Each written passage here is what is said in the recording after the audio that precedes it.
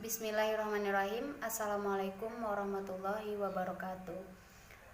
Baiklah, perkenalkan saya Fatimah, mahasiswa Universitas Islam Negeri Imam Bonjol Padang, yang mengambil mata kuliah Sejarah Maritim dan Perdagangan di Asia Tenggara, Fakultas Adab dan Humaniora. Baiklah, pada kesempatan kali ini saya akan sedikit mempresentasikan tentang pelabuhan di Muaro Padang. Sebelum saya lanjutkan, saya harapkan kepada teman-teman untuk like, subscribe, dan komen di kolom komentar. Karena like dari teman-teman akan membantu penilaian tugas saya ini. Baiklah, langsung saja. Sejarah pelabuhan dan perkembangan Kota Padang selalu berhubungan dengan aktivitas maritim. Tanpa mengabaikan aspek-aspek yang lain, pelabuhan adalah salah satu aspek maritim yang tidak bisa dipisahkan dari pertumbuhan dan perkembangan suatu kota. Adanya pelabuhan telah membuat Belanda VOC memilih suatu kota sebagai pusat pemerintahan dan kegiatan ekonominya di kawasan barat Sumatera. Pelabuhan merupakan prasarana transportasi yang sangat penting di wilayah kepulauan. Pelabuhan adalah pintu gerbang utama bagi lalu lintas barang dan orang. Nah, pada kesempatan kali ini saya akan menjelaskan tentang dua jenis pelabuhan yang pernah ada dan dimanfaatkan di Kota Padang. Yang pertama, pelabuhan alam. Pelabuhan alam adalah pelabuhan yang hanya memanfaatkan fasilitas yang disediakan alam.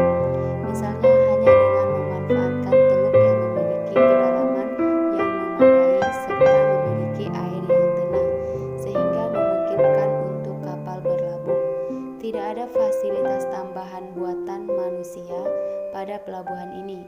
Pelabuhan ini hanya berfungsi sebagai tempat berlabuh kapal dalam ukuran besar. Proses pembongkaran barang atau penurunan penumpang dibantu oleh perahu-perahu kecil. Barang dan penumpang langsung turun dari kapal ke perahu.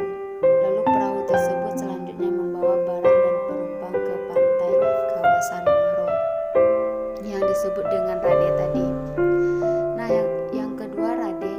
Rade ini adalah nama lain dari pelabuhan yang dikenal dalam dunia pelayaran di zaman Hindia Belanda.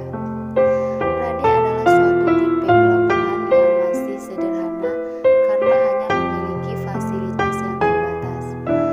Rade diperlukan apabila pada suatu kota pantai tidak memungkinkan dibangunnya pelabuhan dengan berbagai perlengkapannya.